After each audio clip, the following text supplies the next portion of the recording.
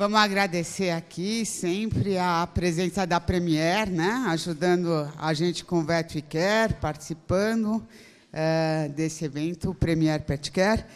E, Miriam, o teu sorteio. Vamos lá. Bom dia, gente, tudo bem? Eu queria saber se todo mundo pegou o canhotinho da senha para a gente sortear. Todo mundo está na mão? Então, vamos lá.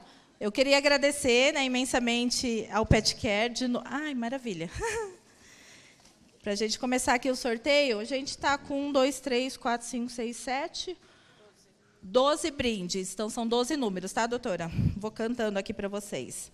Número 1040... Número 1003. Número 1009. Número 1035. Número 1010. 1007.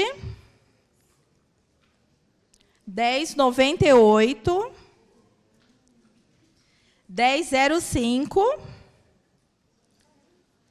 1103, 1070, 1038 e o 1096.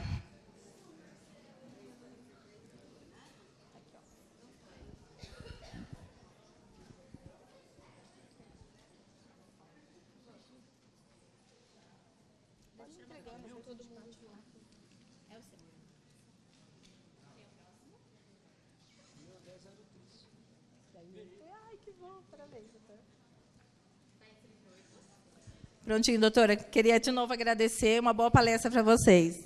Obrigada. Obrigada, Premier. Gente, do programa de relacionamento, antes do Eric, o VetCare, vocês podem entrar no site do www.petcare.com.br e /VetCare.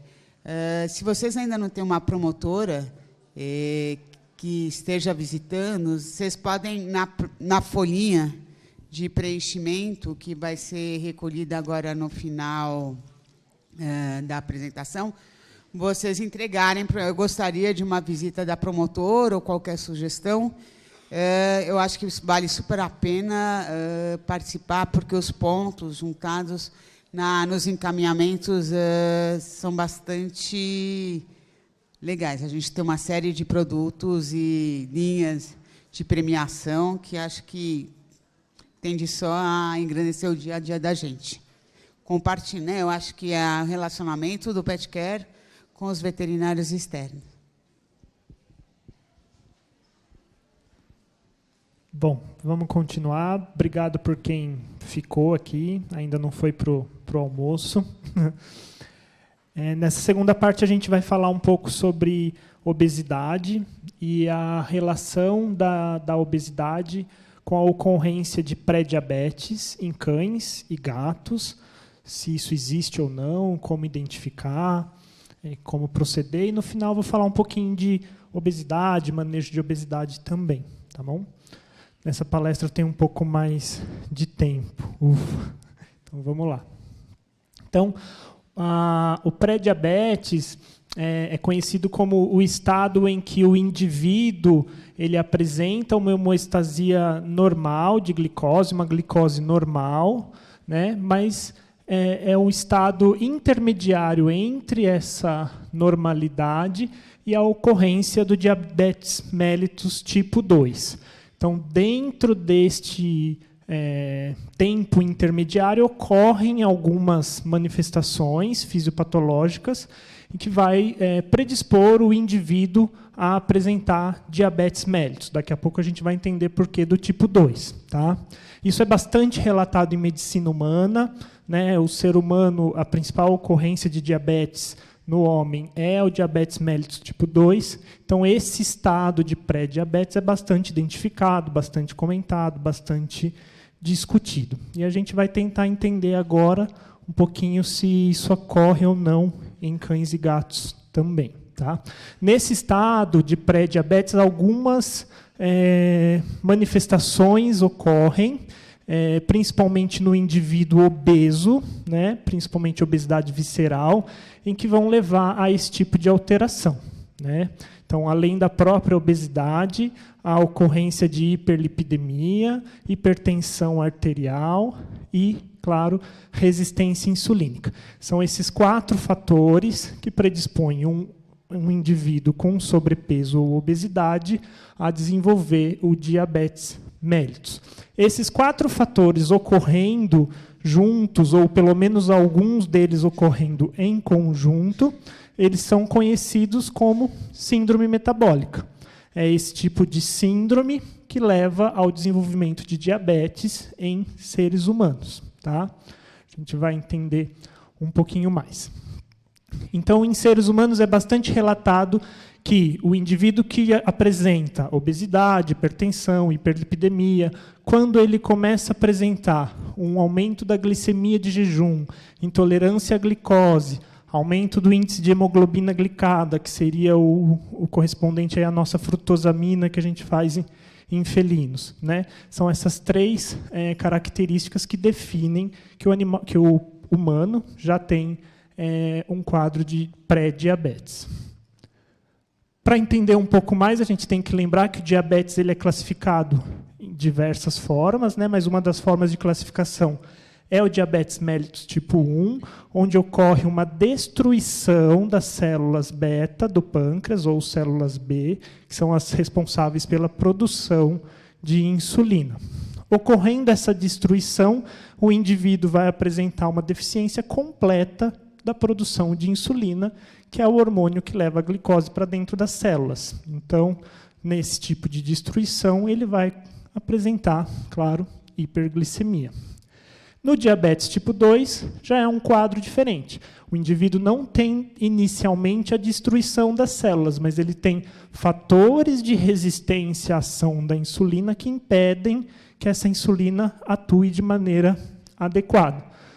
Isso vai acontecer de tal modo e de tal gravidade, ao ponto que, num segundo momento, vai ocorrer também a diminuição da secreção de insulina e, consequentemente, um diabetes e hiperglicemia. O que a gente sabe é que os cães, majoritariamente, fazem diabetes mellitus tipo 1. Né? Então, eles apresentam, a gente vai ver as causas daqui a pouco, mas eles apresentam principalmente a destruição das células pancreáticas e uma inabilidade em produzir insulina. O gato é muito mais comum ele apresentar o diabetes mellitus tipo 2. Né? Então, o gato faz diabetes principalmente por resistência à insulina, mas ele pode continuar produzindo insulina. O que acontece é que essa insulina não atua. Então, aqui já começa a surgir algumas diferenças. Se o pré-diabetes ocorre só nos casos de diabetes tipo 2, porque é necessária a ocorrência de resistência insulínica, pela obesidade, levanta-se o questionamento, que é muito debatido aí no meio da endócrina, se o cão realmente faz síndrome metabólica, se ele realmente faz esse quadro de pré-diabetes, diferentemente do gato. Então, no ser humano, essas 4 ocorrências, que são aquelas que eu falei da síndrome metabólica, elas são bem descritas e elas são correlacionadas a consequências à saúde das pessoas que levam, além do diabetes pela obesidade visceral, resistência insulínica que a obesidade pode provocar, mas também a ocorrência de outros tipos de doença, não necessariamente só alteração da produção de glicose. Tá? Então, o indivíduo obeso ele apresenta hiperlipidemia, né? No ser humano, principalmente o aumento daquele mau colesterol, que é o LDH, né? E uma diminuição do colesterol bom, que é o HDL. O acúmulo de placas de colesterol na corrente sanguínea leva a quadros de aterosclerose. A aterosclerose também relacionada à doença coronariana, né? Infarto de miocárdio. A aterosclerose também é correlacionada à hipertensão, por isso que a hipertensão faz parte da síndrome metabólica, levando também a quadros até de acidente vascular cerebral. Né? E a resistência insulínica é um dos principais fatores aí da síndrome metabólica. Então, o que é dito em seres humanos é que a síndrome metabólica, além de provocar uma resistência insulínica, ela provoca também alterações cardiovasculares. Então, aí já começam a existir ainda outras diferenças com os nossos pacientes. Até que, em 2014, mas antes disso, esse pesquisador, ele pesquisa bastante o assunto, ele publicou aí uma revisão sobre a ocorrência da síndrome metabólica, principalmente em cães, se realmente ela ocorria. E ele levantou várias hipóteses baseadas em trabalhos anteriores, trabalhos dele, da equipe dele ou de outros pesquisadores, que colocam em xeque se realmente o cachorro apresenta esses componentes e essas consequências da síndrome metabólica. Então, ele lembra que, claro, o cão obeso ele faz resistência insulínica. Isso é fato. Tá? Mas ele questiona se o cão que faz resistência insulínica apresenta, de fato, hiperglicemia e diabetes, puramente relacionada à obesidade. Então, ele levanta alguns trabalhos em que ele mostra que isso não ocorre no cão. A obesidade relacionada à hipercolesterolemia em seres humanos, no cachorro, mesmo ocorrendo um excesso de colesterol, a gente sabe que o cachorro é resistente à formação de aterosclerose, porque o cão ele apresenta, dentro das porções, das frações do colesterol, principalmente, a maior parte, do bom colesterol, que é o HDL. 80% do colesterol do cão é o colesterol bom. E também por outros mecanismos aí diferentes do cão em relação ao homem, é questionável se o cão realmente faz aterosclerose. Então, já entra numa outra diferença aí em relação ao ser humano. Tá? O cão obeso, claro, ele faz hipertrigliceridemia, aí sim, bastante importante. Tá? Isso provoca resistência insulínica, provoca efeitos sobre a saúde, até alterações neurológicas também, entre outras, como o Rafael falou na outra palestra. Mas a aterosclerose, que em seres humanos pode ocorrer por excesso de triglicérides, no cachorro, também esse autor mostra vários dados de que ela não ocorre. Tá? E a pressão alta, hipertensão arterial relacionada à obesidade, existem alguns trabalhos que mostram que a diferença da pressão entre um cachorro obeso e um cachorro magro não é significante a ponto de provocar lesões em órgãos-alvo. Sistema nervoso, ocular. Então, esse autor ele coloca que, por causa dessas diferenças, o cão ele não pode ser classificado como um portador de síndrome metabólica, assim como o ser humano. E lembrando das causas de diabetes em cães, como a gente já falou, o cão faz principalmente diabetes mellitus tipo 1. Então, ele tem uma carga aí genética, tem algumas raças predispostas, ele faz uma insulite imunomediada, uma destruição das células beta pelo sistema imunológico. Tudo isso é primário, tudo isso não é relacionado à resistência insulínica de forma inicial.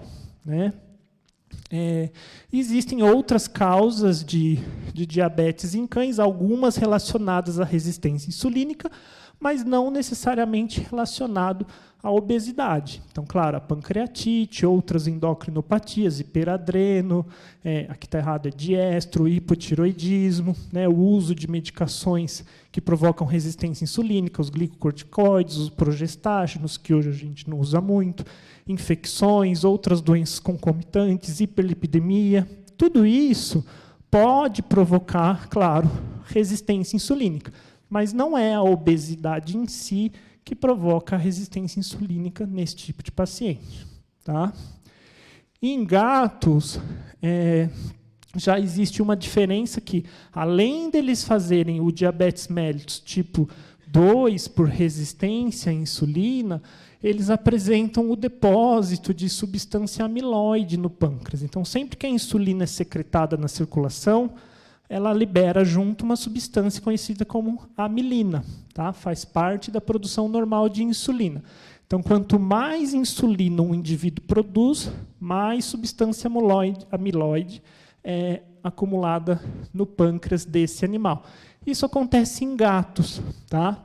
E isso leva a um quadro de resistência insulínica que depois vai levar a uma diminuição da produção desse hormônio, tá? Então, aí sim, bastante relacionado à obesidade. Quanto mais obeso é o gato, mais insulina ele produz, mais substância amiloide ele produz, mais destruição das células do pâncreas ele produz. Além, claro, de outras causas aí semelhantes ao cão, né? Endocrinopatias, drogas, infecções, hiperlipidemia. E veja que as causas de diabetes mellitus tipo 1, que seriam a destruição primária das células beta, por fatores genéticos ou imunomediados, são mais raros no gato. Então, existe aí uma diferença importante. Então, no cachorro, o que a gente tem é que, mesmo as causas que provocam resistência à ação da insulina, elas podem, claro, levar a uma deficiência dessa produção, a uma destruição das células beta, tá? E levar a um quadro de diabetes. Mas a obesidade em si é aí que entra o conflito dos estudiosos, tá? Aqui um daqueles trabalhos que eu falei que o Verkest levantou, né, alguns trabalhos, na verdade, de que o aumento da ocorrência de diabetes ocorre em cães obesos, mas, segundo ele, nesses estudos não foram pesquisadas essas outras causas, não relacionadas exatamente, somente, né, de forma exclusiva, à obesidade. Tá? Isso aqui eu vou passar. A gente tem que lembrar também que o indivíduo obeso ele apresenta alteração da produção desses hormônios, conhecidos como adipocitocina. São hormônios produzidos pelo tecido adiposo. Tá? A gente tem vários, né, em estudo, mas nós temos principalmente a leptina e a aponectina. A leptina é relacionada ao controle do apetite, ela inibe o apetite quando o indivíduo já está saciado, né? E a gente sabe que a obesidade aumenta a produção de leptina e ela tem um efeito de resistência à insulina. Já a adiponectina é o contrário, ela atua melhorando a sensibilidade de insulina pelos receptores, de captar glicose pelos seus receptores, né? Ela já tem um efeito protetor, anti-inflamatório, anti-aterogênico, né? E a gente sabe que a obesidade visceral, via produção de várias citocinas inflamatórias, como interleucina 6, TNF, diminuem a produção de aponectina. Tá? Então, são hormônios um contra o outro, né? Então, a gente sabe que, para um indivíduo apresentar uma secreção de insulina diminuída por resistência insulínica, essa resistência insulínica tem que prevalecer sobre a secreção da insulina. Tá? Ocorrendo essa sobrevalência, a secreção de insulina é diminuída e depois o indivíduo se torna diabético. Em relação ainda ao diabetes mellitus tipo 2 em seres humanos e em gatos, é mostrado esse tipo de produção, que a produção de insulina é alterada, né, nos indivíduos obesos e nos indivíduos que desenvolvem o diabetes mellitus por resistência insulínica. Então, no indivíduo normal, a insulina é secretada num pico de produção, numa primeira fase, após um estímulo alimentar ou uma infusão de glicose, algum estímulo que libera a produção de insulina. Então, existe uma liberação mais rápida de insulina, chamada de liberação de primeira fase, assim que a glicemia do organismo aumenta. E depois ainda existe uma segunda fase também de produção de insulina mais lenta. O que se sabe é que o indivíduo obeso com resistência insulínica ele não apresenta essa primeira fase da produção de insulina, porque ele tem tamanha resistência insulínica até o momento em que essa primeira fase começa a ser inibida. Tá?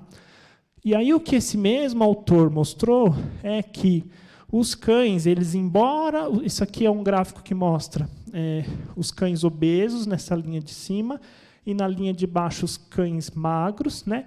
Ele mostra a diferença de concentração de glicose na circulação desses animais, né, em relação ao seu peso. Embora a gente veja aqui que a glicemia é um pouco mais alta nos animais obesos, na hora que foi feito aqueles estudos estatísticos, essa diferença não é significativa. Então, significa que não é tão importante a ponto da gente considerar que o animal obeso ele é hiperglicêmico, o cão obeso. E, além disso, em relação à produção de insulina, isso daqui é um teste de tolerância à glicose, eles aplicam glicose no animal e vê como esse animal produz insulina nesse momento, eles viram que, diferente do ser humano e do gato, o cão ele apresenta essa primeira fase de produção de insulina. Então, logo que a glicose entra na circulação, o pâncreas, mesmo no cão obeso, que é a linha de cima, ele é capaz de produzir essa primeira fase de produção de insulina. Então, difere desse gráfico aqui, em que o indivíduo obeso, no ser humano, não produz esse tipo de secreção. Além disso, a gente tem que lembrar que a glicotoxicidade, a lipotoxicidade associadas à obesidade, né, aumento de ingesta calórica ou acúmulo de tecido adiposo, também diminuem a secreção de insulina, também promovem resistência à insulina. Então, o próprio aumento de glicose leva a danos irreversíveis nas células beta, levando a uma deficiência dessa produção.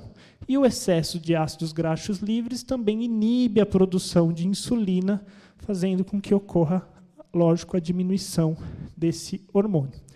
Então, o que se tem levantado é que existem diferenças entre cães, gatos e humanos que realmente colocam em dúvida se o cão tem ou não a tal da síndrome metabólica, relacionados a todos esses fatores que eu falei. A glicotoxicidade, a lipotoxicidade, citocinas inflamatórias, as adipocitocinas. Então, já foram estudados, né, os cães, os gatos e os seres humanos, e, principalmente nesses três aqui, encontrou-se diferença em relação aos cães, tá? Em que eles não têm a sensibilidade à insulina ou a função de células beta, ela não é alterada pela amilina, em que a leptina, embora aumente a função das células betas em produzir insulina, ela não altera a sensibilidade à insulina, e a adiponectina não altera a sensibilidade insulínica em cães. Claro que isso tem vários trabalhos falando sobre todos esses fatores, e eles são controversos. Isso daqui é o geral que tem se falado atualmente, mas tem outros estudos que mostram o contrário. E, além disso, a substância amiloide ela não ocorre no cão como ocorre nos gatos e nos seres humanos. Então, em gatos e em seres humanos, ela ocorre a tal ponto em que ela piora a sensibilidade insulínica e a produção de células beta. No cachorro, não. Então, esses três fatores aqui talvez indiquem o porquê dessa diferença entre cães, gatos e seres humanos. Então, o gato se assemelha mais ao ser humano. Aí a gente tem esse outro autor de nome difícil, tá? Que ele também estudou esse tipo de alteração, e ele não chamou de síndrome metabólica, mas ele chamou de disfunção metabólica relacionada à obesidade em cães, né? Comparando essa disfunção com a síndrome metabólica humana. Então, de forma muito semelhante, aqui já contradizendo o que o Verkest diz, ele mostra que os cães também podem ter, sim, alterações metabólicas, tal como ocorre no homem com síndrome metabólica. Então, os animais, claro, eles são obesos, eles podem ser obesos, eles podem ter aumento de triglicérides, aumento de colesterol, aumento de pressão arterial, aumento de glicemia de jejum, tá? Ou até mesmo um diabetes mellitus, teoricamente chamado de tipo 2. Tá? Então, aqui, ele comparou o mesmo grupo de cães, todos obesos, ó, com score corporal alto, né? Antes deles perderem peso e após a perda de peso. E ele viu que esses componentes da síndrome metabólica, que o Verkest diz que ocorre, mas sem repercussão à saúde, ele viu que após a perda de peso, após uma dieta adequada, vários desses parâmetros melhoraram, que são aqui, estatisticamente, quando o P é menor que 0,05. Né? Então, esses que estão vermelhinho, ele mostra que sim, a pressão pode apresentar uma melhora após a dieta, os níveis de colesterol, os níveis de triglicérides, a glicemia de jejum, tá? Aqui, não confundir, é milimol por litro, por isso que é diferente aí da miligramas por decilitro que a gente está vendo, que a gente vê na nossa rotina. A produção de insulina diminui bastante nos indivíduos após a perda de peso, tá? E a produção de adiponectinas. A glicose e a produção de espécies reativas, de citocinas, na verdade, algumas ele não encontrou esse tipo de relação. Então, aqui é a proteína C reativa. Né? Então, a proteína C reativa, que é um importante marcador aí de lesão inflamatória, não houve diferença significativa entre perder ou não peso. E o nível de glicemia também não. Tá? Então, ele mostrou que, além dessas diferenças entre perda e ganho de peso, ele mostrou que cerca de 20% dos animais estudados apresentavam, antes da perda de peso, essas alterações tão semelhantes como as da síndrome metabólica. Então, ele levanta a possibilidade de que os cães podem fazer uma síndrome relacionada à síndrome metabólica, não como nos seres humanos, e talvez numa menor frequência quando comparado com o homem e com os felinos. Em 2012, a gente também fez uma campanha no Pet Care e a gente selecionou alguns animais, né, todos obesos, né, todos tinham uma porcentagem de gordura corpórea elevada, a gente vai ver como calcula isso mais para frente. Tá? E a gente também analisou, não sei se está dando para enxergar, se está cortando, esses mesmos parâmetros nesses animais. E a gente viu que em vários deles eles tinham aumento ou alteração desses parâmetros: insulina, glicemia de jejum, colesterol, triglicérides e pressão arterial. Tá? Cerca de 70% dos animais apresentavam, além da obesidade, pelo menos mais 2 fatores de alteração metabólica. Então, aqui a gente vê que sim, que os cães também podem ter alterações metabólicas relacionadas à resistência insulínica, como o homem. Depois de algum tempo, a gente acompanhou esses animais por um longo período, cerca de 20% desses animais, exatamente 20%, ou seja, 2 cães, desenvolveram diabetes mellitus, sem a ocorrência de outros fatores de causa de diabetes, sem hiperadreno, sem hipotireoidismo, sem uso de corticoide, sem uso de progestágeno. Tá?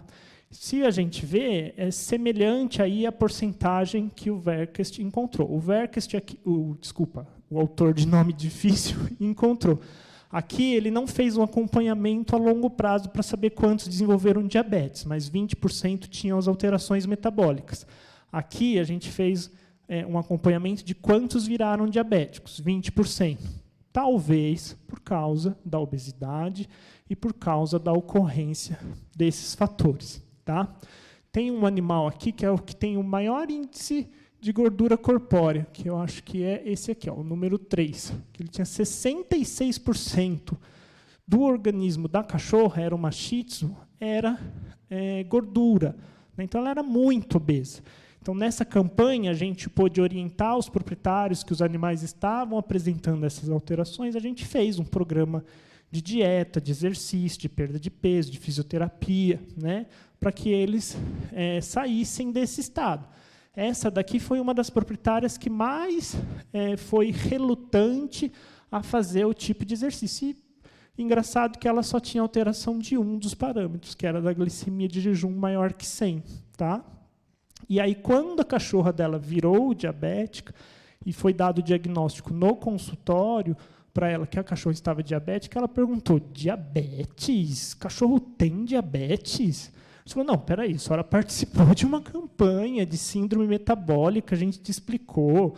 E aí ela causou um monte, reclamou, falou que era um absurdo, que ela não tinha entendido que o cachorro dela podia ter diabetes. E não é que o cachorro entrou lá, a gente falou, olha, vamos fazer exame de síndrome metabólica. Foi tudo prescrito, foi tudo ensinado, foi tudo orientado, né? Mas, enfim, as pessoas, às vezes, têm essa dúvida, né, de que cachorro não tem diabetes, que não é necessário prevenir o diabetes em cães, que não é necessário fazer uma dieta adequada, porque eles são bem diferentes do ser humano.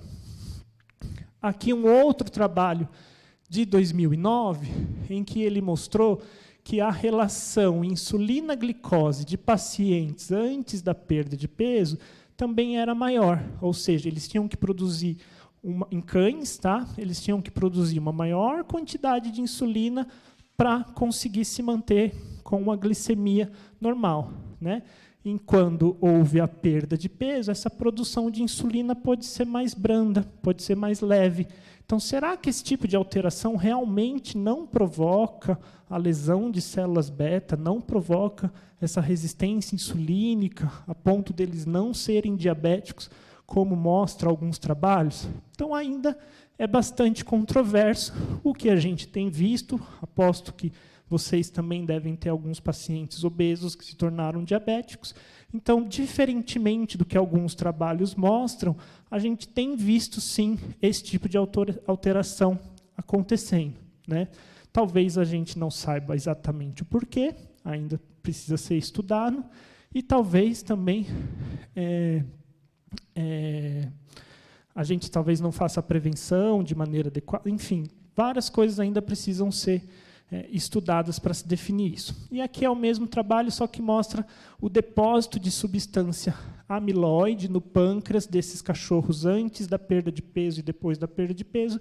Estatisticamente não foi diferente. A mediana aqui, que é essa linha horizontal, estatisticamente, em testes estatísticos, mostram que isso não foi diferente. Então, comprova que, diferente do gato, a gente tem aí um fator a menos, né, no cachorro.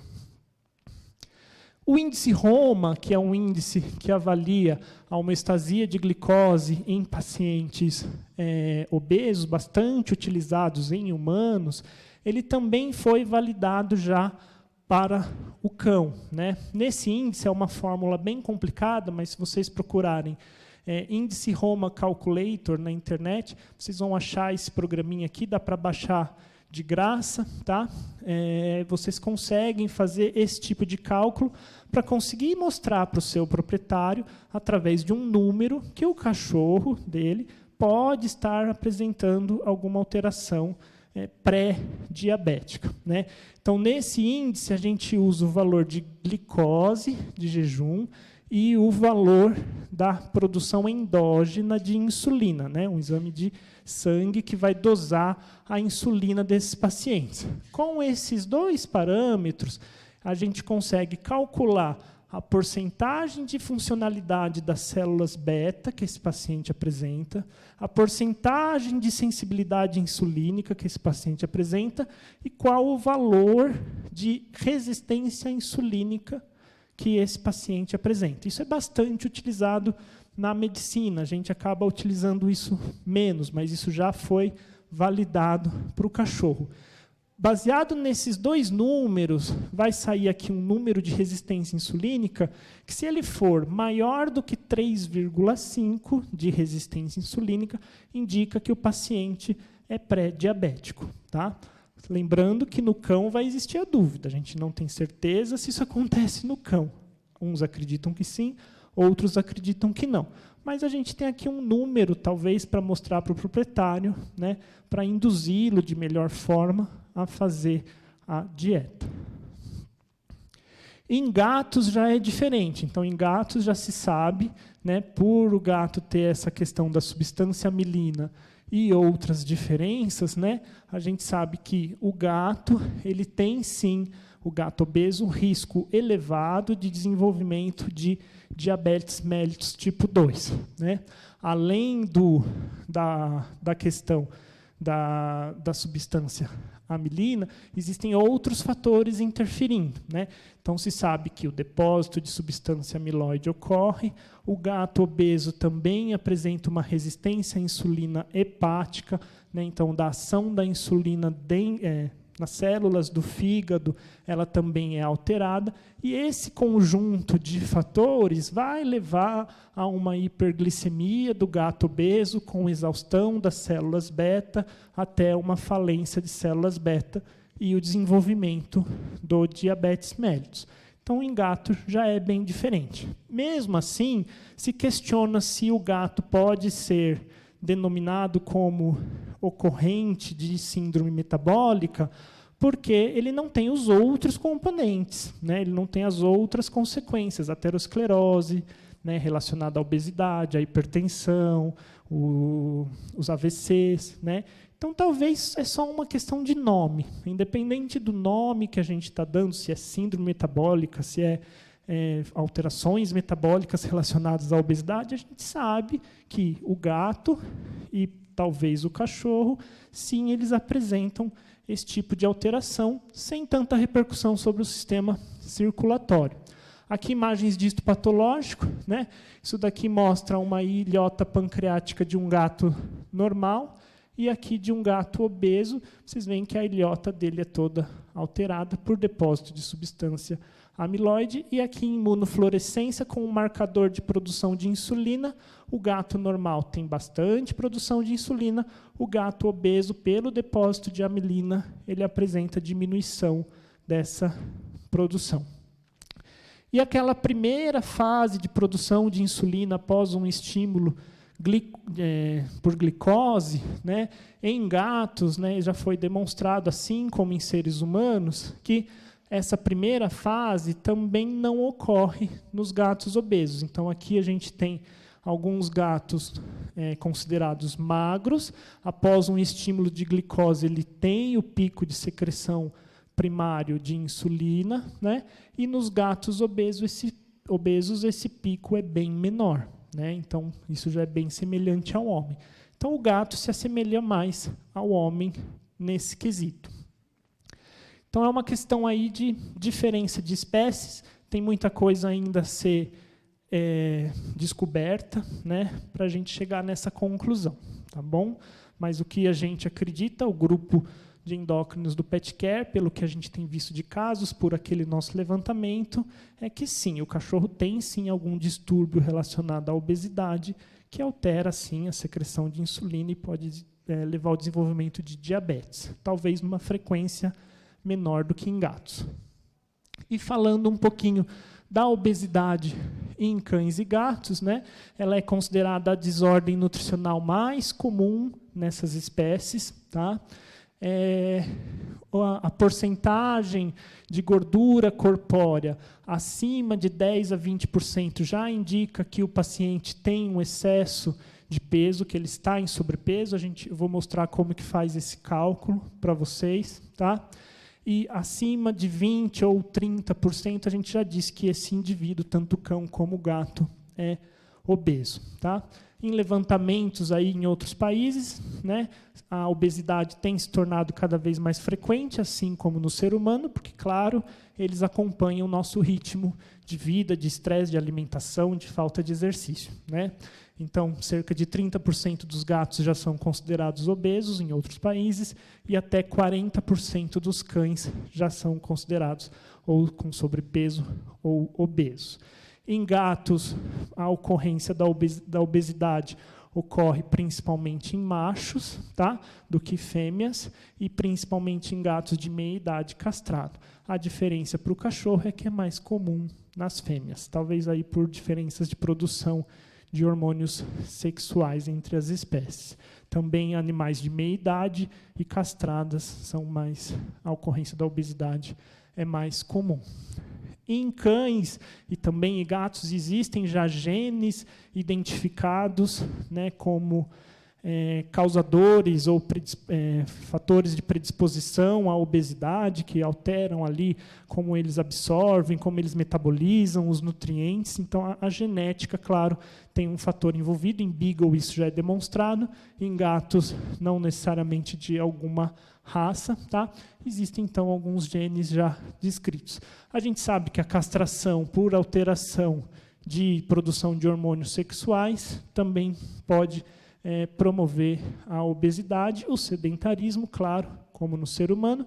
Ultimamente se fala bastante disso para ser humano e também já foi demonstrado em animais que a alteração da microbiota intestinal, né, por alterações de dieta, ou seja lá, uma dieta mais gordurosa, mais rica em calorias, ela altera essa microbiota intestinal a ponto de também alterar a absorção de nutrientes, principalmente a absorção de gordura. Então, esses também são fatores que podem levar à obesidade. Claro, o aumento de ingesta calórica, quando o cachorro ou o gato come de forma inadequada, come à vontade, come só porcaria, lógico, isso não é novidade para ninguém, eles vão ganhar peso. O que a gente tem que tomar cuidado é o uso de medicamentos, isso é bastante comum na nossa rotina. Glicocorticoides, fenobarbital, são medicações que, além de alterar o metabolismo dos pacientes, alteram a saciedade, a fome desses pacientes, então eles são mais predispostos a ganhar peso, né? E, claro, as endocrinopatias. A gente sempre tem que descartar as endocrinopatias nesses pacientes obesos, porque elas podem ser a causa da obesidade. Então, em cães, o hiperadreno e o hipotiroidismo, tá? Em gatos, a acromegalia e, muito menos frequente, o hipotiroidismo também. É mais raro em gato, mas pode acontecer. As raças de cães, além do Beagle, que já foi identificado um gene alterado para predisposição de obesidade, existem outras raças que são sempre relatadas nos estudos, né, e que talvez tenham aí também uma alteração genética relacionada ao ganho de peso, né? Então, a gente tem o Sheepdog, o Golden, o Cocker, o Dash, o Rottweiler, o Labrador, o Pug, são sempre raças que aparecem aí nos estudos. Claro, a obesidade traz uma série de complicações sobre a saúde dos animais, né, assim como dos seres humanos. A questão do diabetes, então, de síndrome metabólica, é questionável em cães, mas a gente acredita que sim, né? Mas, claro, outras doenças, outras alterações graves também podem acontecer. Então, pancreatite, isso é muito comum, hiperlipidemia, esteatose hepática, alterações ósseas, doenças de trato urinário, doenças da cavidade oral, neoplasias, enfim, existe uma série aí de doenças. O risco anestésico, né? Então, isso é importante antes de mandar um animal obeso para uma cirurgia, né, se for possível, se não for nada urgente, tentar promover uma perda de peso desse paciente. Aqui, não sei se vai dar para enxergar, a gente tem um boxer que pesava inicialmente 45,5 kg, ele já tem displasia coxofemoral. Claro, é uma raça de grande porte, pode ter outros fatores envolvidos, mas claro que a obesidade desse paciente vai prejudicar bastante a recuperação e até mesmo o desenvolvimento desse tipo de doença. Em gatos, o diabetes já desponta, claro, como uma consequência comum, não há dúvidas disso, diferente do cachorro, tá? E também outras alterações relacionadas à hiperlipidemia, esteatose hepática, neoplasias. Então, tudo isso também pode ser uma consequência da obesidade em gatos, assim como em cães. Diagnóstico da obesidade não é difícil, né? Basta a gente fazer um exame físico, basta a gente olhar o cachorro na recepção, a gente já vai ter uma noção se ele está com sobrepeso ou não. E esse fator é tão importante, né, que essa organização incluiu, né, a avaliação nutricional como um dos 5 parâmetros vitais da saúde dos animais. Então, se o animal está com sobre ou até mesmo perda de peso, isso é tão importante quanto a temperatura, o pulso, a respiração e o estado de dor desse paciente, tá? Claro, o histórico, né, a gente até para depois conseguir trabalhar em cima disso, qual é o manejo que esse paciente tem em relação à nutrição, ao exercício, petiscos, como que medicamentos ele usa, como ele dá esses medicamentos, com algum petisco, que tipo de petisco que ele dá, tudo isso é importante, tudo isso vai somando, né, calorias ou perda, ou ausência de perda de calorias, né, pela falta de exercício, a ponto desse animal ser obeso. Claro que o diagnóstico a gente vai ter assim que a gente olha, né, ou palpa o animal, mas isso daqui é importante já para a gente saber no que a gente vai mexer. Tá? Em relação ao exame físico, o score de condição corporal, eu vou mostrar, o score de condição muscular, o próprio peso relacionado ao tamanho do cachorro e aquele índice de gordura corpórea que eu também vou mostrar como é feito. Os exames complementares são importantes para a gente saber se o animal já tem alguma consequência dessa obesidade e também para identificar possíveis fatores. Então, não deixem de fazer exames no paciente obeso, né? Você pode, ao tentar fazer só uma dieta sem fazer um exame complementar, você pode estar perdendo aí um caso de hipotireoidismo ou de hiperadrenocorticismo, por exemplo, em cães. Tá? Atenção especial aos parâmetros que a gente sabe que são alterados em cães e gatos obesos, né? A glicose, triglicérides, colesterol. Então, claro, a história toda do paciente é importante. Aqui é um outro animal, um outro boxer. Vai aparecer vários boxers aqui. Ontem, quando eu estava terminando isso, eu fiquei pensando, nossa, por que tem tanto boxer assim, né, nessa palestra? Mas vai ter um monte. Esse é o Thor, ele é atendido aqui na USP, na verdade, no serviço de cirurgia. Esse animal ele não tem como não ser obeso. Primeiro porque ele tirou um mastocitoma e ele precisou fazer quimioterapia com um corticoide. Depois, na mesma cirurgia do mastocitoma, ele foi castrado. E, por fim, ele desenvolveu hiperadrenocorticismo. Depois da quimio, depois da retirada do corticoide, ele também tem esse diagnóstico. Então, claro, não tem como um paciente desse não ser obeso. Aqui ele até tem uma cinturinha, mas porque aqui ele já tinha perdido mais ou menos uns 3 quilos aí, depois do uso de dieta. Tá? Aqui um paciente felino, o Chico, ele é lá do Pet Care Morumbi. É um gato SRD que pesava 14,7 quilos. Esse gato era enorme, né? E a proprietária não relatava nenhum sintoma que chamava atenção para nenhum tipo de doença. Mas, claro, é a nossa obrigação pesquisar se ele tem fatores de resistência insulínica, se ele tem alguma causa de obesidade. Então, a gente começa como eu falei, das doenças predisponentes, a gente começa a fazer essa pesquisa. Vê que a secreção de insulina dele é aumentada, né? A glicemia não, mas quando a gente faz a relação insulina-glicose, dá 0,23. Quando dá acima de 0,3, é dito que o animal ou ele tem insulinoma ou ele tem resistência insulínica. Ele não bateu na resistência insulínica, mas está quase chegando lá. Né? Mas nem sempre, e principalmente o gato, isso acontece bastante, nem sempre eles têm hiperlipidemia. Então tem também o gordinho saudável, né? Então triglicérides e colesterol dele normal. Então no ultrassom a gente verificou, ele já tinha esteatose hepática. Lembra que eu falei que a esteatose já é um dos fatores de predisposição para diabetes em felinos, né? A gente pesquisou se ele poderia ter acromegalia, que faz através da dosagem do IGF-1, né? Que é o fator de crescimento semelhante à insulina. O dele deu alto, porém ele não tinha, além da obesidade, ele não tinha outros fatores que levassem a crer que ele tivesse acromegalia. Então, aqui nessa época, a gente questionou, será que ele pode estar virando um acromegálico? E quando o gato apresentar acromegalia, é muito comum a ocorrência do diabetes em seguida. Tá? Faltou alguma coisa para pesquisar aqui? Num gato obeso, que até aqui a gente não encontrou muita coisa? Alguém tem alguma sugestão? Lembrar, embora seja raro, a gente tem que pesquisar o hipotireoidismo também. O dele é normal, tá? Ele não é um hipotireoideu, tá?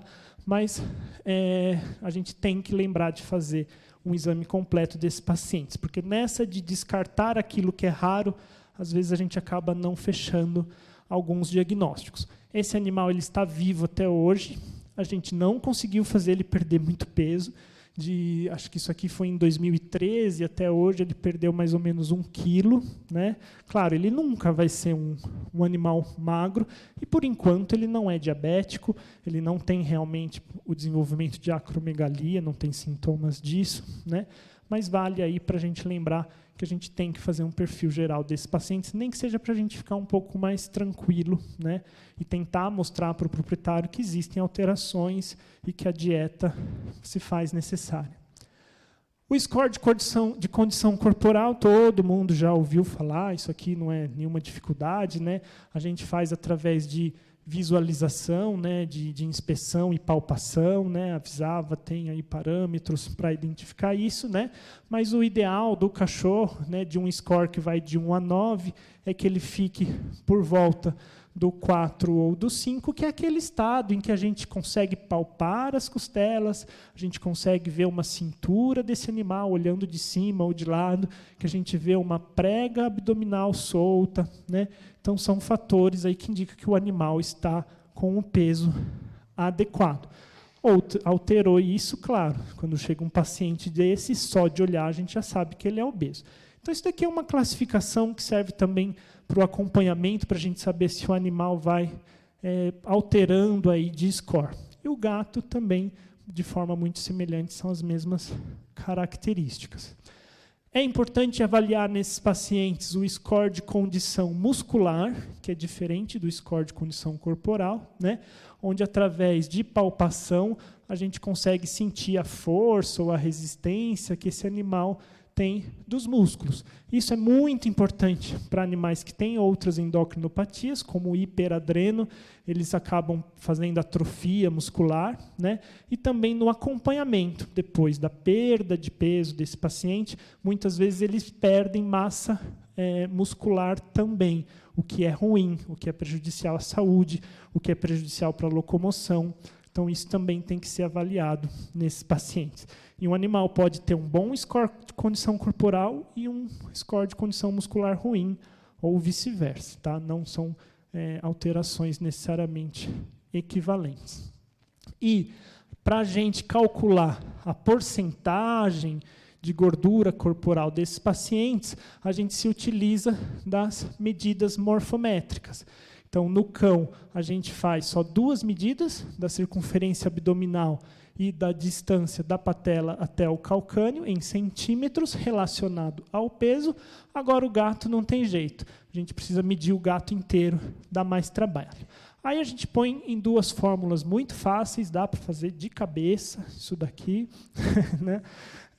Na verdade, não. Mas existem programas, se depois houver o interesse, no final tem meu e-mail, eu posso mandar para vocês uma planilha no Excel que faz esses cálculos, né? Então, isso daqui, através dessas medidas e do peso, a gente consegue fazer um cálculo de qual é a porcentagem de gordura naquele organismo, né? Quando isso ultrapassa 20%, indica que o animal já está com sobrepeso ou obeso. Então, é mais uma forma também da gente mostrar para o proprietário, né, qual é o grau de obesidade, porque às vezes para o proprietário isso não é tão claro, e também para fazer o acompanhamento.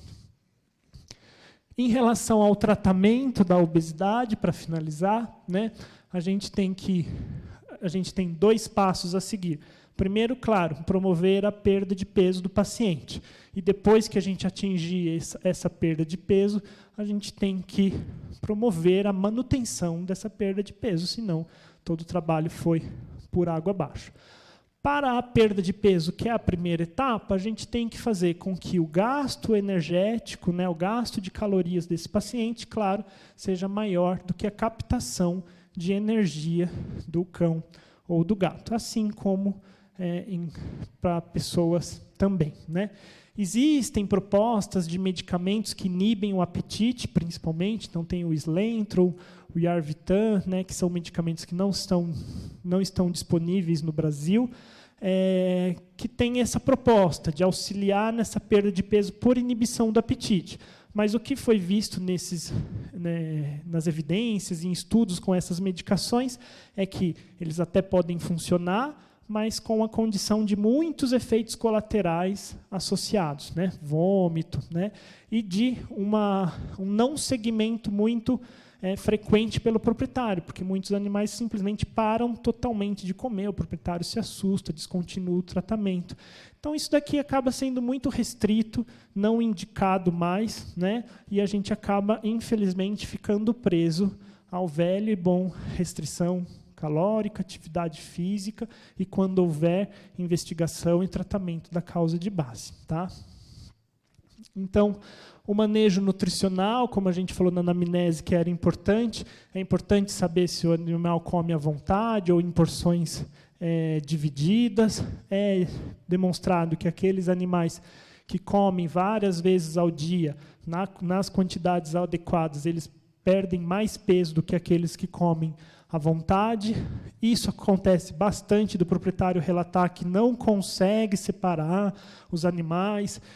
É tão ridículo isso que até um autor teve que colocar num artigo científico como separar um animal do outro para fazer uma alimentação diferente para cada um deles, né? Porque os proprietários realmente têm muita dificuldade, eles não aceitam, eles não querem fazer esse tipo de coisa, né? Então, isso é bastante difícil. E aquela regrinha sempre, animais fora da cozinha, né? Se o animal não vê o que você está comendo, se o animal não vê o que o dono está fazendo de alimentação, é mais fácil para ele perder peso e mais fácil para o dono, psicologicamente falando, não ficar tentado a dar alimentos fora de hora. A escolha das dietas, claro, elas devem ser individualizadas, né, de acordo com o score de condição corporal, a atrofia muscular, a ocorrência de outras doenças. Será que esse animal é também doente renal crônico? Será que ele faz quimioterapia? Será que ele usa glicocorticoide? Então, claro, cada caso é um caso, não existe receita de bolo. Tomar cuidado sempre com os petiscos, a gente vai falar um pouco sobre isso mais para frente. Ver o que o proprietário utiliza de suplemento vitamínico, suplemento medicamentoso, isso pode atrapalhar ou dificultar o nosso tratamento. Se ele usa aqueles ossinhos, bifinhos, enfim, esses produtos utilizados para promover até a atividade mental do cachorro e a atividade mental do proprietário, que fica feliz ao ver isso, tudo isso a gente tem que levar em conta que isso aumenta o aporte calórico desses pacientes. Então, tudo isso deve ser evitado. Se o animal usa algum tipo de medicamento, qual é o veículo utilizado para fazer essa medicação, né? É o tal, ele só toma um remédio numa bolinha de carne, ele só toma um remédio com um bifinho, ele só toma um remédio com um prato de arroz, né? Cerca de, segundo alguns estudos, 50% dos proprietários precisam utilizar algum veículo para dar medicação. Então, a escolha desse veículo, claro, sendo o menos calórico possível, é importante nesse tratamento. A educação do proprietário é importante, levar em mente que o proprietário não tem a mesma formação que a gente, ele não sabe escolher uma dieta, ele não sabe chegar no pet shop e ver qual é uma dieta adequada, ele não sabe a diferença entre light, diet e restrição calórica, ele não sabe fazer esse tipo de escolha. Então, você nunca deve dizer para o proprietário apenas, escolha uma ração light, diminua os petiscos, diminua a quantidade de ração. O proprietário, infelizmente, às vezes ele não tem essa capacidade de discernir o que é diminuir a quantidade, ele não sabe fazer isso. Então, não confie nunca nos proprietários para esse tipo de ação. Em relação às dietas propriamente ditas, a gente sabe que as dietas normais elas têm cerca de 3.500 a 4.000 calorias por quilo, as úmidas 1.000 calorias por quilo, e as rações de restrição calórica, claro, elas vão diminuir essa quantidade de conteúdo calórico, né? É importante lembrar que as rações conhecidas como de restrição calórica, a gente vai ver mais para frente, elas têm outros componentes também. Não é só a diminuição da caloria, né? Diferentemente das rações ditas light. Quando uma ração é light, significa que ela só diminuiu a porcentagem ali de gordura de caloria daquela dieta, mas não tem outros componentes que auxiliam na perda de peso, diferente das rações ditas restrições calóricas, que são aquelas que chamam obesidade, obesity, né? Lembrar que existe uma variedade grande, já no Brasil, de marcas de relação ao conteúdo calórico dessas rações. Então, uma ração ela pode ter, em um copo cheio de uma ração, mesmo de restrição calórica, ele pode conter desde 200 a 440 quilocalorias, né? Então, é bastante variável. Então, não adianta também essa questão, dê um copo, dê 2 copos, né? O ideal é que o proprietário pese. Você vai fazer o cálculo e ele vai ter que pesar todos os dias para não haver erro a quantidade certa de ração. Já é mostrado que quando a gente não faz isso tem estudos, mostram que a perda de peso é mais difícil quando a gente simplesmente fala, meça uma vez, pesa, e aí segue aquele copinho o resto da vida. Isso não dá certo. Existe uma variedade muito grande de um dia para o outro, o proprietário sempre vai aumentar um pouquinho a mais. Então, tem que pesar. Então, as rações de restrição calóricas, claro, além delas serem hipocalóricas por terem um baixo teor de gordura, elas também devem ser ricas em proteínas, né, para não promover perda de massa magra ou promover o ganho de massa magra. A quantidade de carboidratos é diferente entre cães e gatos. Tá? Existem também os componentes de saciedade, que nas nossas espécies são as proteínas, né? Então, claro, existe uma diferença da quantidade de proteína indicada para cães e gatos. Essa é uma quantidade para promover saciedade e para promover ganho de massa magra e não promover perda de massa magra. As fibras também adicionam saciedade à ração. Então, é para o animal se sentir menos faminto. Também diminuem a glicemia, mas elas também promovem, infelizmente, perda da palatabilidade. Está aí a dificuldade de alguns animais aceitarem esse tipo de ração. Claro que elas devem conter todos os sais minerais e vitaminas, né, os micronutrientes necessários para a manutenção da saúde. Elas devem ter uma quantidade de água mais elevada, porque a maior umidade na ração, além de promover maior perda de peso, também ajuda no controle da saciedade, e elas têm outros aditivos, alguns ainda são estudados se realmente auxiliam o cão ou o gato a perder peso, como L-carnitina, diacilglicerol, ômegas, né? Todos esses componentes podem alterar o metabolismo de ácidos graxos e o ganho de massa magra, mas ainda necessitam de estudos. Então, isso daqui é um conteúdo de uma ração ideal, né? Claro que existem variações, né? Para um cachorro que é obeso. São as ditas rações de restrição calórica. Hoje em dia se pergunta bastante sobre as dietas naturais.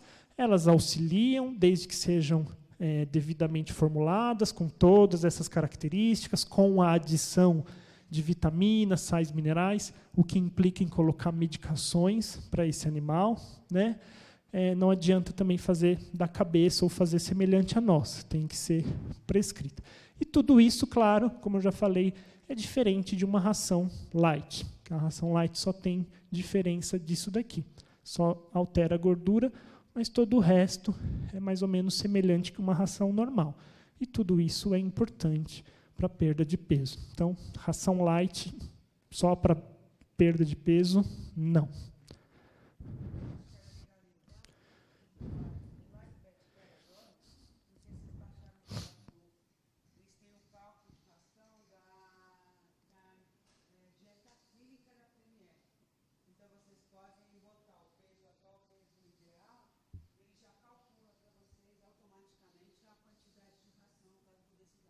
Isso, que é justamente esse cálculo que o bulário faz, né?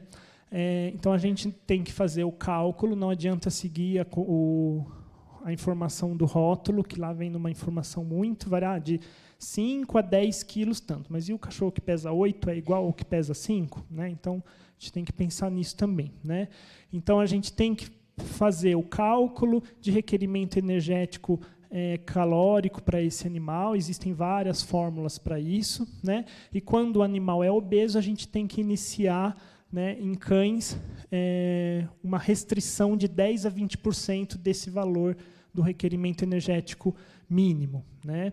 E a gente pode iniciar com uma restrição de 10% a 20% e, conforme o sucesso ou não do tratamento, a gente pode até restringir 40% desse conteúdo calórico. Então, sei lá, se o animal ele poderia comer 3.000 calorias por dia, a gente pode retirar até 1.200 calorias da alimentação dele, com aquelas rações que tem todos aqueles outros componentes também, né?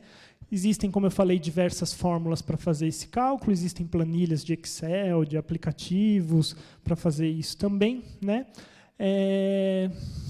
O que se fala é que algumas fórmulas elas são equivalentes para animais até um certo peso, mas que animais maiores disso a gente pode ter erros de cálculo, então outras fórmulas, como essa aqui de cima, são ditas melhores, tá? Em gatos, após a gente fazer essa restrição, né, a gente não vai, claro, em gato, por causa da ocorrência de lipidose, ainda mais num gato obeso, a gente não vai fazer essa restrição de forma súbita, de forma imediata. A gente vai fazer o quanto a gente precisa reduzir, o quanto a gente precisa restringir, e vai fazer essa restrição de forma gradual, né? Aqui não é 100% de retirar o alimento, é 100% da porcentagem calculada. Então, por semana, a gente vai diminuindo até a gente atingir aquela restrição que a gente quer. Sempre orientando o proprietário que ele deve observar se o gato está comendo, se o gato aceitou a nova alimentação, se o gato não está rejeitando. Em alguns momentos, para garantir que o gato não fique sem alimentação, colocar as duas rações, a de restrição e a ração normal, em potes separados, para que não haja o risco dele não comer a dieta e fazer lipidose hepática. Tá? A meta é importante acompanhar, né? É uma perda de peso de 0,5% a 2% do peso por semana, tanto para cães como para gatos. Quando ultrapassa disso, a gente tem o risco de promover perda de massa magra, mais do que a gente quer. Tá? E, claro, no início eles perdem peso com muita facilidade. Então, no início eles vão emagrecer aí um cachorro grande 1 quilo, 1,5 kg, depois eles atingem um platô, eles param de perder peso. Quando isso acontece, a gente vai diminuindo mais ainda o conteúdo da caloria, vai ter que diminuir a porcentagem de ração que a gente está oferecendo naquela dieta e associar a mais exercício físico para sair desse platô, porque ele ocorre mesmo. Em relação a petiscos, a gente sabe que se a gente for muito radical de falar não dá petisco nenhum, vai ter um monte de proprietário que vai sair do nosso consultório e não vai seguir regra nenhuma. Então, a gente acaba liberando que 10% do conteúdo calórico seja fornecido da forma de petiscos. Mas aí você tem, claro, que ver que tipo de petisco ele vai usar, fazer esse cálculo para você liberar aquela quantidade. E, claro, não adianta nada que seja 10%, mas se for 10% de um bifinho super calórico, não vai adiantar nada. Então, a gente dá preferência para os petiscos menos calóricos possíveis. Em cães, a gente pode usar os vegetais pobres em amido, né? A gente costuma falar que são os vegetais verdes, e em gatos o frango é uma boa opção. Existem tabelas do conteúdo calórico de cada ingrediente desse tipo de petisco, a gente encontra na internet para fazer esse cálculo. Tem que ser realmente no 10% no máximo. Se não der certo, é questão de reorientar o proprietário, que realmente existe uma falha aí do fornecimento do petisco, a gente vai ter que tirar. O exercício físico, claro, assim como para nós é importante, né? Mas claro que no animal obeso a gente não vai conseguir fazer um exercício muito intenso, né? Ele tem risco de doenças osteoarticulares, ele tem risco de ruptura de ligamento, problemas de coluna. A gente não vai conseguir fazer esse cachorro correr uma maratona. Então, caminhadas leves ou a fisioterapia, a hidroterapia por diminuição de impacto é uma das melhores nesse quesito. Existem maneiras da gente promover o exercício físico em casa também desses pacientes, não deixar a comida tão fácil, fazer com que o cachorro tenha que interagir um pouquinho mais com a comida, ter mais dificuldade para aprender esse alimento, para comer mais devagar e também para se exercitar mais através desse tipo de mecanismo. Ah, mas o cachorro derruba tudo. Não existe nada que não possa ser pensado. A gente pode usar de artifícios. E tem, claro, as opções de pobrinho também, né? Não precisa necessariamente comprar aqueles mais caros. Então, dá para usar a criatividade. Em gatos, o exercício físico é mais difícil, a gente não vai conseguir sair com o gato na rua, né? Mas a gente pode promover também, através desses mecanismos, ou enriquecimento ambiental, brincadeiras aí, com laser point, ou até carrinho de controle remoto, vai ser divertido para o dono também, né? Para estimular esse animal a se mexer um pouquinho mais. Tá? Mas aquele mesmo trabalho que mostrou da gaiola, também cita de tão difícil que é fazer os proprietários a acreditarem nisso, ou de fazer os veterinários a prescreverem esse tipo de exercício físico, um trabalho científico citando que a gente pode passear com um gato na coleira. Né? Ridículo, né? Ter que ter esse tipo de orientação. Claro que aqui no Brasil isso não funciona muito bem, não é muito seguro a gente sair com um gato aí nas nossas ruas. O exercício, então, a gente pode começar para os cães com caminhadas 3 vezes por dia, de 3 a 5 minutos cada, e a gente pode ir progressivamente, chegar até 30 a 45 minutos por dia. Já os gatos, claro, é aquele enriquecimento ambiental que a gente vai ter de opção. E depois, quando a gente consegue o sucesso, como a gente mantém esse peso perdido, né? Existem as dietas de manutenção, que elas aumentam um pouquinho da porcentagem de calorias, né? Para que o animal não continue perdendo peso. Mas o que os estudos e as evidências mostram é que toda vez que a gente faz isso, ou muitas vezes em que a gente passa para uma dieta de manutenção, esse animal vai voltar a ganhar peso e todo o trabalho foi perdido. Então, nesses casos, a gente sempre opta por manter mesmo aquela dieta que a gente usou de restrição calórica anteriormente. Tá? Isso não vai fazer mal para a saúde, pode comer a vida toda, pode comer mais do que 6 meses, diferente, às vezes, até do que vem escrito no rótulo. E lembrar que não é porque a gente conseguiu o sucesso que a gente não vai precisar mais ver esse cachorro. A gente precisa reagendar uma reavaliação, porque depois dessa fase, a ocorrência de perda de sucesso é muito grande.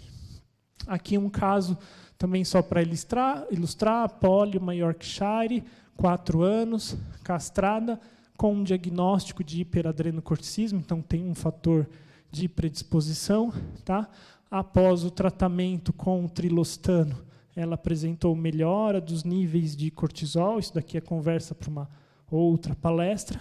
Ela é muito agitada, não dá para tirar foto, impossível. O melhor que eu consegui foi isso daqui. Né? Mas depois do tratamento, depois da dieta, essa é uma proprietária que faz tudo muito direitinho. Ela perdeu já desde julho até ontem, que foi quando eu atendi a última vez, né? Ela já perdeu bastante peso. Tá? Então, de 2.600 para 2 quilos para um Yorkshire, né? Com essa média de tamanho, é bastante. E aquele boxer que eu mostrei, aquele raio-x de coxal, é esse, é o Charlie. Tá? Veja como ele é também, claro, obeso, ele está sempre respirando com a boca aberta, né? Extremamente obeso. Também tem um fator de predisposição aqui, também é um hiperadrenocorticismo, também está em tratamento. Em questão aí de 2, 3 meses de tratamento, ele perdeu mais ou menos 2 quilos. Para ele ainda é muito pouco. Se a gente segue aquela regrinha de 0,5% a 1% por semana, é muito pouco. Mas a gente tem que lembrar que é difícil mesmo, não é fácil, tá? Assim como não é para a gente. A taxa de sucesso, segundo alguns estudos, é realmente relativamente baixa, então cerca de 50% a 60% dos pacientes que são obesos, realmente a gente consegue promover a perda de peso desses pacientes. E ainda depois disso, muitos deles voltam a ganhar peso naquela fase de manutenção. Mas a gente tem que ter em vista que, mais do que a gente ficar muito preso a números, a medidas, a quilos, a gramas, a gente tem que saber o quão de melhora a gente está promovendo para a saúde daquele animal. Então, isso é importante perguntar para o dono. O que mudou depois que ele perdeu esse peso? Ele ficou mais brincalhão, ele sai mais, ele sobe melhor no sofá, ele interage mais com você, houve uma melhora da vida, né, da qualidade de vida? Esse é o objetivo, né? Porque realmente fazer aquela perda ideal, a gente que trabalha na endócrino vê que é muito difícil, tá? Mas também tem vários casos de sucesso. E estudos mostram que, pelo menos, se ele perder só 6% do peso, já traz melhorias da qualidade de vida e melhorias de parâmetros de saúde. Claro que a gente não vai falar isso para o proprietário de antemão, senão ele vai achar que basta perder 200 gramas que está tudo certo, né? Mas, pelo menos, para a gente se sentir menos culpado, né? Tomar cuidado com a perda de massa magra, através daquele score de condição muscular. Ela acontece quando a gente ultrapassa 20% de peso, principalmente quando ela é muito rápida, por isso acompanhar aquela taxa semanal de 0,5% a 1% por semana. Tá bom? Benefícios da perda de peso, claro, isso daqui a gente não precisa discutir muito, né? A gente sabe que cães e gatos que perdem peso, eles melhoram a função respiratória, melhoram a sensibilidade insulínica, melhoram a locomoção, melhoram a qualidade de vida de forma geral. São fatores que a gente tem que mostrar para o proprietário, que a gente tem que instruir, que a gente tem que convencê-los disso. Bom, o que eu tinha para falar era isso, consegui falar no tempo, achei que não ia dar. Eu percebi, vou fazer uma confissão, que no meio da palestra, que não era essa palestra, essa daqui foi a palestra para hoje, mas ela tinha algumas diferenças, então por isso que está faltando o e-mail que eu prometi para vocês, mas eu vou colocar aqui na tela, se vocês quiserem tirar alguma dúvida depois, se tiver alguma dúvida de como encaminhar os casos para o pet care e tudo mais, tá bom? Então, a gente faz o nosso serviço de endocrinologia nas 4 unidades do Pet Care. Como eu falei, a Melissa no Tatuapé e no Pacaembu. Eu faço no Morumbi e no Ibirapuera. A professora Márcia Jericó nos orienta, nos coordena. E se alguém tiver algum caso para discutir, para relatar, né, para tirar dúvida, a gente está à disposição. Obrigado pelo convite e obrigado por vocês terem aguentado ficar falando de dieta num domingo.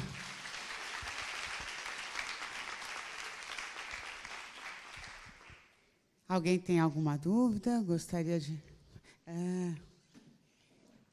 Enquanto isso, eu só queria... Até chegar o microfone lá. Feliz Natal, né? Bom Ano Novo. E a gente vai estar voltando dia 19 de fevereiro, trazendo um palestrante internacional. Vai ser bem legal, o VetCare, que vai ser sobre odonto. Uma série de coisas bem bacanas que acho que vocês vão estar aprendendo aí junto com a gente.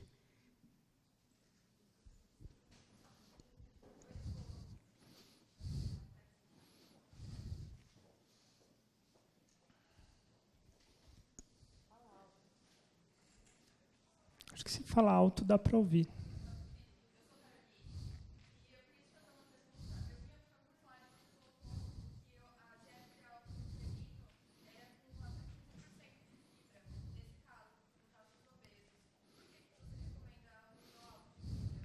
Na verdade, a fibra também, assim como em cães, é para aumentar a saciedade do animal, para diminuir a glicemia.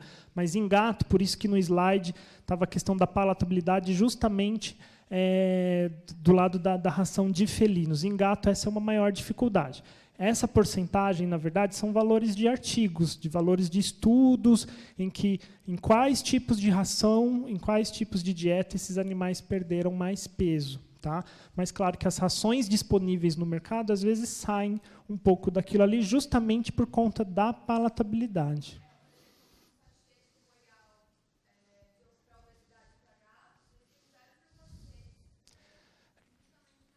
A vantagem da ração úmida, claro, aí os componentes são completamente diferentes, né?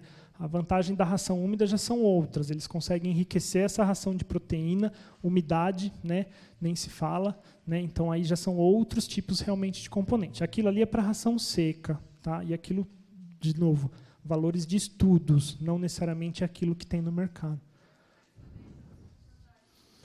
Tem aqui, mando sim.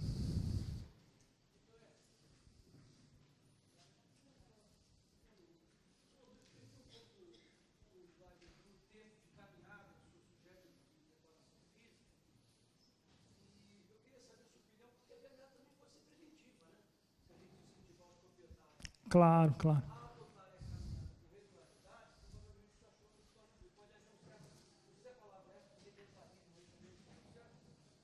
Claro, com certeza. Assim como para nós, né, a prevenção é muito importante. Então, isso vale para vocês quando estão no consultório, que vem um animal para vacinação, que vem um animal para tirar uma dúvida, para fazer vermifugação. Um jeito de vocês agregarem, né, valor à sua consulta, à sua avaliação. Claro, o proprietário vai se sentir muito melhor atendido se você fizer esse tipo de orientação. E, claro, tudo isso que a gente falou para a obesidade é de fato para a prevenção. Então, uma alimentação adequada, a rotina de exercícios adequada. Então, mesmo o uso daqueles comedouros diferentes, estimular o exercício, fazer um enriquecimento ambiental na residência, tudo isso auxilia para que esses animais não ganhem peso, né? E essa questão da avaliação nutricional também é muito importante na prevenção, né? Não adianta a gente querer só corrigir a obesidade, né? A gente tem que também atuar nos nossos pacientes, de novo, que vêm só para uma vacina, a gente tem que orientá-los, né, já desde a consulta de filhote, enfim, a qual o conteúdo calórico e a rotina de exercício que eles vão fazer. Tá? Eu tenho uma proprietária que foi muito interessante, que ela teve uma cachorra com pancreatite e hiperlipidemia, e a cachorra ficou bem, e passou uns 2 meses ela trouxe um filhote para mim, da mesma raça, era um maltês, para consulta de endócrino. Eu falei, nossa, filhote de 5 meses, falei, o que será que está acontecendo? É difícil a gente pegar um filhote na endócrino, né? E ela veio justamente porque ela queria uma orientação nutricional para que aquela cachorra não ficasse tão obesa como a outra. Então, isso é muito importante. A gente atua, claro, em conjunto, né, com os nutricionistas nesse quesito, né? A gente não pode esquecer dessa outra especialidade que é ainda mais preparada do que os endócrinos para fazer esse tipo de cálculo, principalmente quando entra a questão de dieta natural. Né?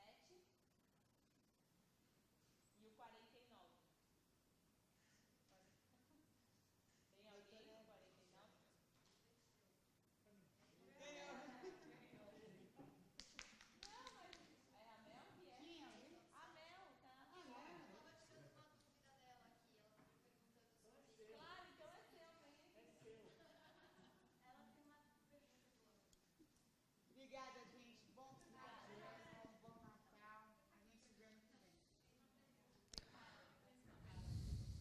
Pode falar. Já viu alguma coisa relacionada com triptofano, a diminuição da obesidade e, consequentemente, Sim, não vou saber te dizer sobre eficácia, tá? O que todos os estudos mais atuais têm falado é que qualquer tipo de intervenção medicamentosa, elas tendem a não funcionar, tá? A longo prazo principalmente, por assiduidade do proprietário, tá? Efeitos colaterais. Tá? Tentar a gente pode, né? Em casos selecionados, quando o proprietário é bem orientado. Tá? Mas vale para a mesma coisa do Slentro, por exemplo. Tá?